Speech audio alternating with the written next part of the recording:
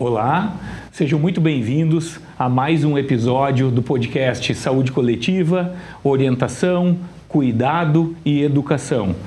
Ele é produzido pelo Mestrado em Saúde Coletiva da Universidade Regional de Blumenau e tem um objetivo muito claro de devolver para a sociedade os nossos estudos e principalmente aproximar a academia, a universidade, das pessoas, da sociedade como um todo. Nesta situação, nós precisamos discutir um tema muitíssimo relevante para a saúde coletiva, que passa fundamentalmente pela relação entre a saúde e os desafios que as pessoas enfrentam em determinadas situações de vida. Neste episódio, nós convidamos a professora Alina, que ela é doutora em filosofia pela Universidade de São Paulo, para discutir conosco os desafios da saúde frente à questão étnico-racial.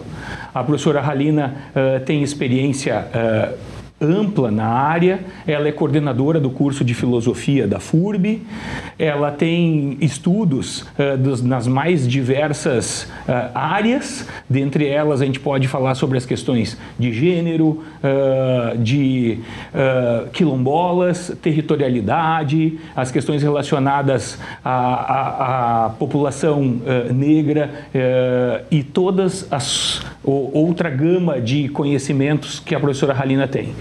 Nesse momento, em nome do programa, eu agradeço profundamente o aceite da professora Alina, agradeço a possibilidade de ouvi-la e coloco à disposição dela a sua apresentação, tentando aproximar a sua história, os seus estudos deste tema. Bom, antes de mais nada, eu gostaria de agradecer pelo convite, para poder falar a respeito de um tema tão importante aí, que é a questão da saúde de um determinado grupo de pessoas, né, das pessoas racializadas, vamos dizer assim, né, e aí abarcar essa questão étnico-racial. Com relação à minha formação, bom, eu tenho graduação, mestrado e doutorado em filosofia. Isso é muito interessante, porque toda a minha formação é numa área que é uma área dura da filosofia, que é a filosofia da ciência e lógica. Então, depois que eu finalizei meu doutorado, que no pós-doutorado eu comecei a ampliar minha gama de pesquisas e investigações.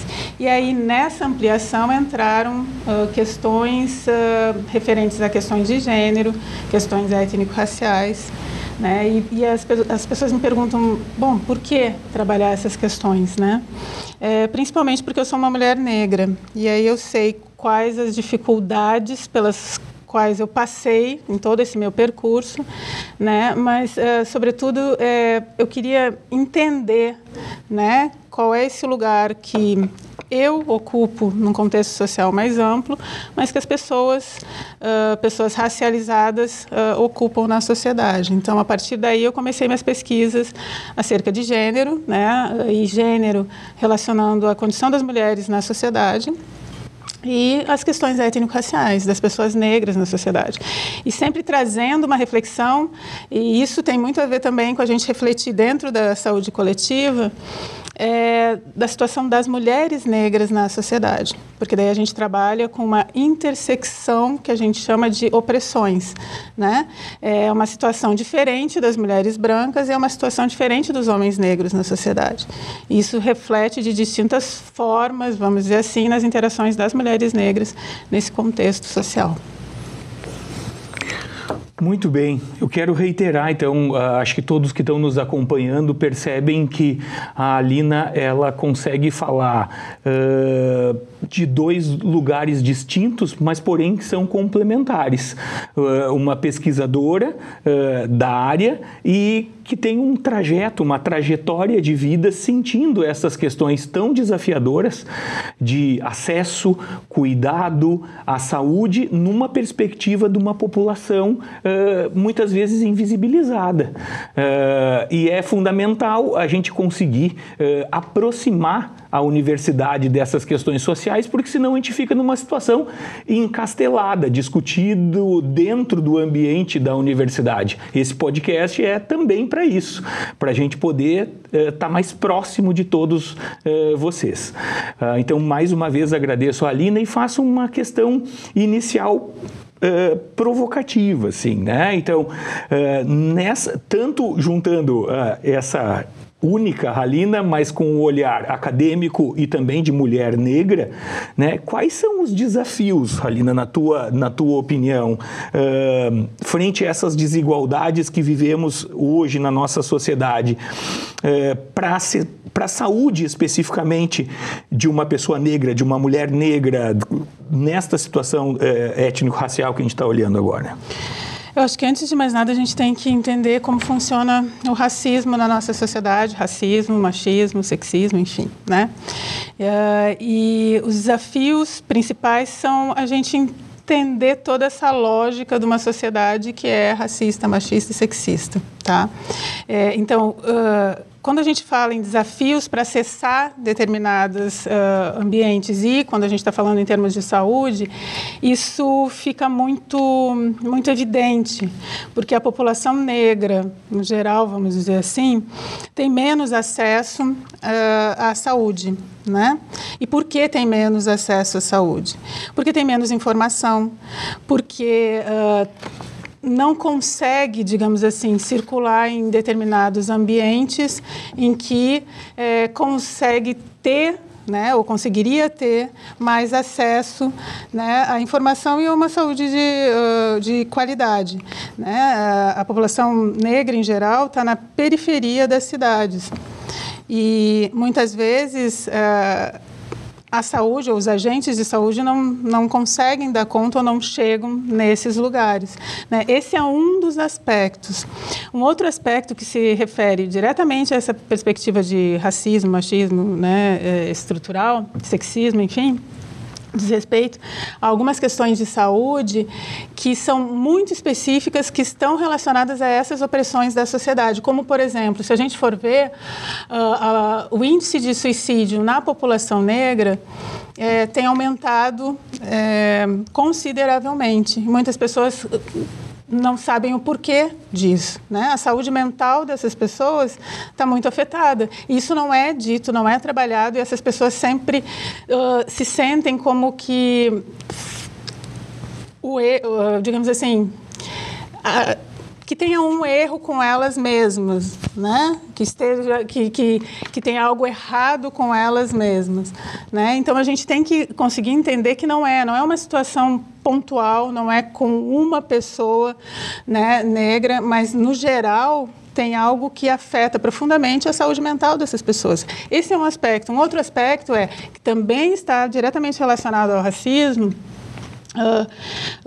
é o fato de que as mulheres negras, quando entram, por exemplo, né, vão no hospital para parir, essas mulheres, muitas vezes é negado, né, uma analgesia. E por quê? Porque se parte do pressuposto de que as mulheres negras são fortes, elas vão dar conta dessa dor, né? Então, assim, a gente tem que falar muito abertamente desse aspecto, que é o aspecto do racismo, como essas pessoas são vistas na sociedade, né?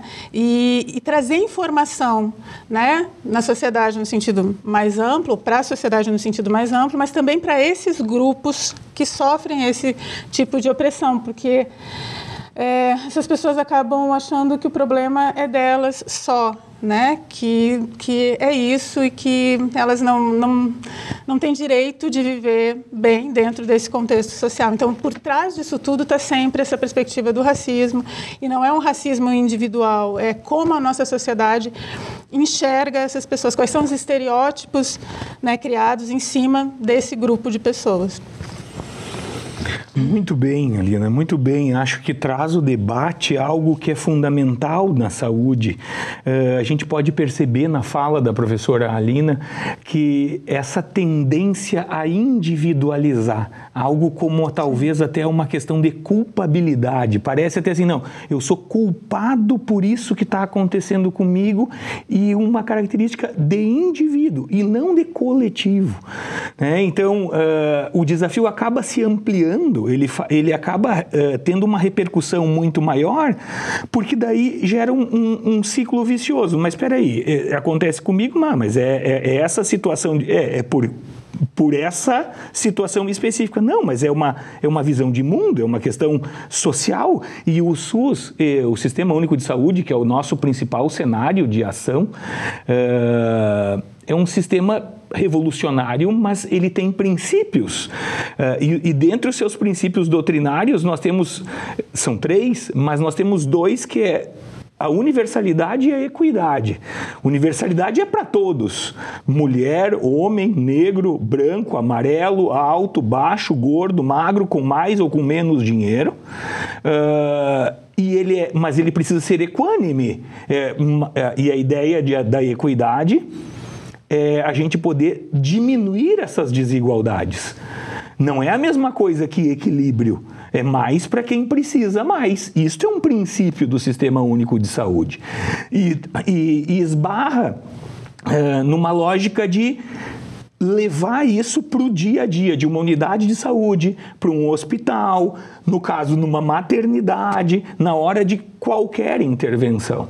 Então, a gente percebe que tem desafios gigantes, mas nós temos que buscar alternativas de estratégias. Como é que a gente pode fazer para diminuir estas desigualdades e esses desafios tão postos, consolidados?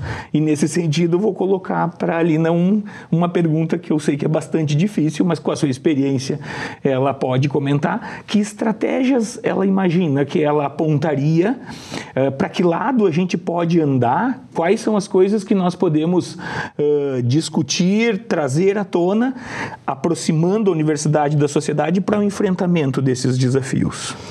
Eu acho que um dos grandes desafios é conseguir ouvir, e aí enquanto universidade mesmo, eu acho que por isso que são tão importantes projetos de extensão também, mas enquanto universidade é ouvir esse grupo ou a população afetada. Né? Porque a gente, e aí eu falo como uma acadêmica mesmo, a gente tem muita teoria, sim, eu acho que a gente tem que valorizar isso, mas a gente tem que fazer com que a nossa teoria interaja com a realidade concreta das pessoas. Então, ao pensar políticas públicas, por exemplo, né? ou debater esse tema, a gente pode, sim, trazer as nossas concepções, pensar no que pode ser o melhor para uma determinada população, mas a gente tem que ouvir quais as necessidades, quais as demandas dessa população. Né? Dar voz, sim. Então, assim, quando a gente fala de pensar numa política pública para as pessoas negras, para as mulheres negras, a gente tem que ouvir essas mulheres dessa comunidade, ver quais as necessidades e as demandas, né? E entender que algumas vezes essas pessoas não conseguem nem formular isso, mas eu acho que é o nosso papel aí, interagir com essas pessoas e, a partir daí, conseguir, né, a partir dessa interação do teórico com essa vivência prática, formular políticas e políticas públicas que eu acho que são fundamentais nesse sentido. Mas a gente tem que sair um pouquinho desse âmbito de impor uma visão sobre essas populações e achar que a gente sabe do que eles precisam. Talvez a gente tenha uma ideia, mas aí, a partir dessa comunicação, desse diálogo, e dar voz a essas pessoas, de alguma forma. E não é, quando eu falo dar voz, não é validar tudo o que eles possam trazer, porque eu acho que tem o aspecto mesmo, né, da teoria, das próprias leis, o que é possível, o que não é possível, mas eu acho que em algum momento a gente tem que realizar esse diálogo mesmo, ser um diálogo, né, e uma troca aí. Eu queria aproveitar essa tua fala e talvez te ouvir no intuito mesmo da gente conhecer um pouco da tua experiência, tanto como professora, quanto no teu trajeto de vida mesmo. Na nossa região aqui, especialmente em Blumenau, tu conheces ou tu já presenciou, ou mesmo fora daqui, espaços, eu entendo perfeitamente, acho que não existe uma possibilidade de se pensar em políticas públicas e ações sem ouvir as pessoas envolvidas, mas nós temos espaços que tu conheça onde estaria livre com uma escuta qualificada, com pessoas dispostas a ouvir para a população negra. Ao longo da tua vida, e aqui em Blumenau, tu consegue identificar espaços onde está aberto para que essas pessoas possam se manifestar? Assim, espaços já consolidados, não, mas eu acho que é um movimento que a gente tem que realizar, né? E eu vou dizer aqui de um movimento que está sendo realizado na FURB mesmo, né? Eu estou presidindo uma comissão de diversidade e inclusão, que é uma comissão que trabalha em 3 eixos, né? Que está pensando na criação de uma política mesmo de diversidade e inclusão para a instituição, e que trabalha nos eixos, né? Étnico-racial, pessoas com deficiência e gênero e sexualidades. Então, vamos focar na questão étnico-racial. A gente acabou de criar um grupo de acolhimento de pessoas negras na instituição. Que interessante. E para a gente ouvir mesmo essas experiências. E também, o que é importante nesses espaços? Eu acho que as pessoas trazerem, sim, suas experiências, enfim, né, suas demandas, mas também se enxergarem, aqui um ponto muito importante, se enxergarem enquanto corpos políticos, e não é um político partidário. Não é um político de reivindicar ou apontar tudo que está errado, seja na instituição, seja onde for, mas é conseguir entender quais as suas demandas, de onde essas pessoas estão falando. Né? Eu acho que é muito importante isso, porque a política é muito anterior a essa ideia que a gente tem, né? Assim, de senso comum, que a política é só essa política partidária. Não, é a política a gente se entender enquanto coletivo mesmo, né? Enquanto grupo, como a gente vai interagir dentro de um contexto comunitário mesmo. Então, eu acho que, assim, eu não consigo enxergar esses espaços já consolidados, né, na nossa região, mas eu acho que a gente pode realizar esse movimento de criar esses espaços. E isso, para mim, é muito importante, a gente conseguir pensar assim, poxa, tem problema aqui. Ok, a gente já fez um diagnóstico. O que a gente vai fazer com isso? Né? Então, eu acho que quando eu falo em trabalhar de forma política, é um pouco isso também. A gente se enxergar e se enxergar como corresponsáveis na criação desses espaços e na criação de um ambiente coletivo mais, enfim, saudável. Né? Perfeito. Acho que a Alina traz talvez até uma notícia para quem está acompanhando no lado de lá também, que é da comunidade da FURB, que talvez não saiba e nos orgulha muito. A nossa instituição aí com 60 anos pode parecer tardio, mas a gente está em movimento com uma comissão que se debruça para trabalhar uma política de diversidade e inclusão dentro da universidade com espaço para ouvir. De certa forma, a chance da gente estar aí trocando com vocês que estão aí do outro lado, no nosso caso que estamos na saúde coletiva, lá nas unidades de saúde da atenção primária, isso é um estímulo para que isso aconteça lá. Nós temos conselhos locais de saúde nas unidades. As unidades estão de portas abertas para receberem as pessoas dos seus territórios. Às vezes a demanda do dia consome os profissionais. Mas quem sabe, nas nossas unidades de saúde, a gente não possa também ter um espaço entre uma entrega de um medicamento e outro, entre uma consulta e outro, sentado numa roda com agentes comunitários, ter esse espaço de, na saúde também, a gente ouvir as pessoas que sofrem isso e vivem isso diariamente na pele. Aí sim, eu acredito que uma política pública que emerja, né? A gente pensa que ao emergir da base, de quem está no olho do furacão, né? Quem está no olho do furacão ela não fique só no papel, que ela ganhe consistência, né? E aí a outra questão que estava aqui relacionada, para a gente levar para a Halina, onde que ela veria que a política pública poderia contribuir. De certa forma, ela já respondeu na pergunta anterior, mas devolvo para ela nessa lógica de construção de políticas públicas. Tu enxerga isso no âmbito da nossa região e Blumenau para além da universidade? Tu tem alguma experiência sobre isso que tu saiba fora da FURB? Eu acho que há grupos que desenvolvem isso, sim, né? Eu acho que são grupos que ainda trabalham de forma isolada, mas eu acho que aí é o ponto, assim, a gente tem que conseguir se comunicar, porque fica tudo muito isolado. E aí isso fortalece, enfraquece qualquer movimento, né? Então, eu acho que tem uma questão da gente conseguir se comunicar e comunicar esse trabalho que está sendo feito aí, sim. Eu vejo isso. Aí, então, era o gancho que eu precisava também nesse nosso bate-papo com a Halina.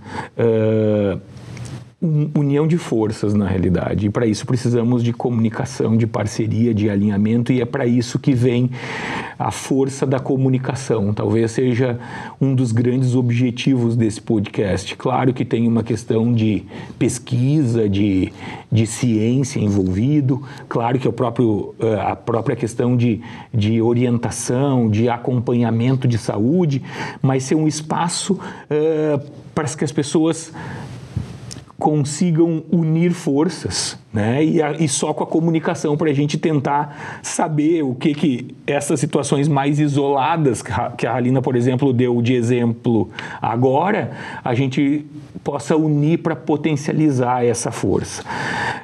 Acho que é fundamental esse papel da comunicação numa característica formativa, com um suporte social, democrático, científico, e a gente tem essa percepção de que pode contribuir um pouco com isso. Nesse sentido, essa minha última questão para a Linda, como é que ela, não só Blumenau, mas na região, como é que ela vê esse potencial do movimento negro no nosso município tão desafiador? Como é que ela enxerga que isso pode se desdobrar? Nós estamos em período eleitoral, né? Como é que isso pode aparecer? Como que isso não apareça só como uma bandeira a cada 4 anos? Ou o que ela entende de potencialidade nesse movimento negro e como isso poderia se ampliar ainda mais? Em termos de potencialidade, eu acho que assim, eu vejo que primeiro a gente tem que se enxergar enquanto movimento mesmo, né? E não só o movimento negro, mas vários movimentos de ativismos aí, a gente tem que entender que somos diferentes, embora sejamos atravessados por algumas questões que são comuns, né?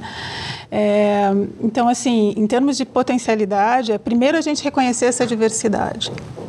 E aí a gente conseguir entender que a gente está num ambiente que é desafiador para as pessoas negras.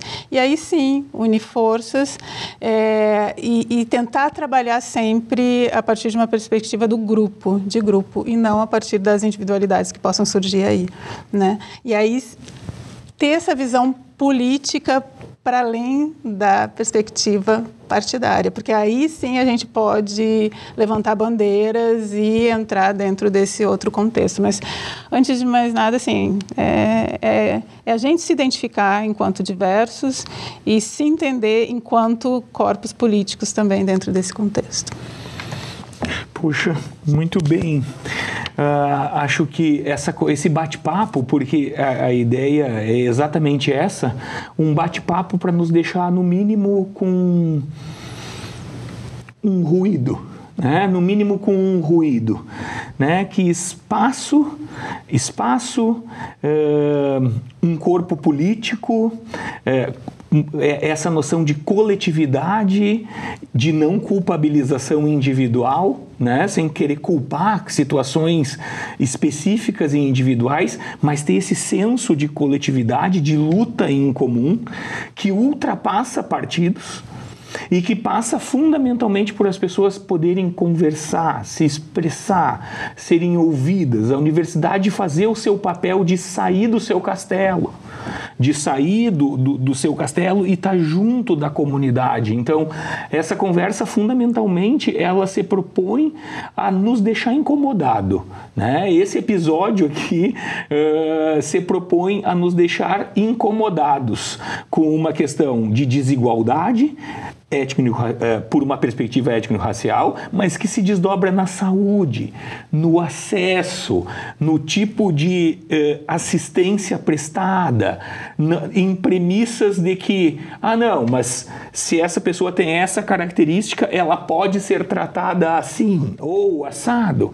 O nosso objetivo em conversar sobre isso é deixar as pessoas que estão nos acompanhando, pensando, conversando sobre isso, incomodadas. E para finalizar, obviamente, eu devolvo para a Linda para ela fazer um fechamento dela sobre a sua visão de pesquisadora, uma pessoa pesquisadora negra, nos seus acessos, nas suas relações sociais, ao seu acesso de saúde, os seus desafios enfrentados ao longo da sua vida, para fazer a finalização da sua fala. Não, então, assim, para finalizar aqui, eu queria dizer o seguinte: quando a gente vai falar de saúde da população negra, por exemplo, né, que é o nosso tema aqui, a gente pensar que tem algumas peculiaridades que não envolvem só uma questão, eu diria assim, biológica, vamos dizer assim, né? A gente tem que pensar em toda uma perspectiva social, né? E aí sim a gente consegue pensar numa saúde coletiva, vamos dizer assim. Então, com relação às pessoas negras, eu acho que a gente tem que pensar muito nessa direção. Mas com relação à saúde no geral, né? Quando eu penso nas questões de saúde, a gente não pode reduzir a um modelo, e eu vou trazer aqui, né, um termo pura e simplesmente biomédico. E eu sei que isso já não está sendo mais tão reforçado dentro, inclusive, né, de escolas de medicina, mas a gente sempre trazer esse âmbito do social. Nós somos seres sociais e muito do que acontece nas nossas interações sociais afetam, sim, aí sim, o nosso corpo. E a gente conseguir entender isso e conseguir trazer esse debate para a saúde coletiva. Acho que é fundamental. Fundamental. O modelo integral, o modelo de saúde que faz um contraponto ao modelo mais mecânico, mais mecanicista, mais biomédico cartesiano, assim, de peça. A gente precisa, se estuda muito, mas a gente precisa desdobrar ele na prática, né? É uma coisa que o mestrado em saúde coletiva tenta, através das suas pesquisas, trabalhar nessa lógica. Os nossos cursos de graduação da FURB, dentro do Centro de Ciências da Saúde, também nessa lógica. É um desafio muito grande a gente entender que um ser humano não é um somatório de peças, né? Então eu junto um estômago com um músculo, com um pulmão, não, ela está atravessada da sua história, está atravessada dos seus valores, está atravessada do momento social em que ela está vivendo, as suas possibilidades, as suas escolhas ou não escolhas, e o que a Alina traz para fechar esse nosso episódio, de certa forma, é bastante inspirador e nos motiva de que a gente está no caminho certo e deve continuar lutando junto, porque romper numa perspectiva de que saúde seja para qualquer população, nesse caso específico nós estamos falando da negra, que tem um plus diferente aí na sua história e nos seus desafios, passa fundamentalmente por essa perspectiva de enxergar o ser humano como um todo. E esse ser humano fazendo a sua parte no seu cuidado de si, mas com o apoio de uma política pública de qualidade, um acesso à saúde de qualidade, a possibilidade de ter resguardados os seus direitos e dando a sua contrapartida, a sua corresponsabilidade no seu autocuidado, no seu cuidado de si. Acho que o episódio alcançou totalmente os seus objetivos. Espero que tenha deixado todos vocês incomodados, né? Que fiquem pensando sobre isso.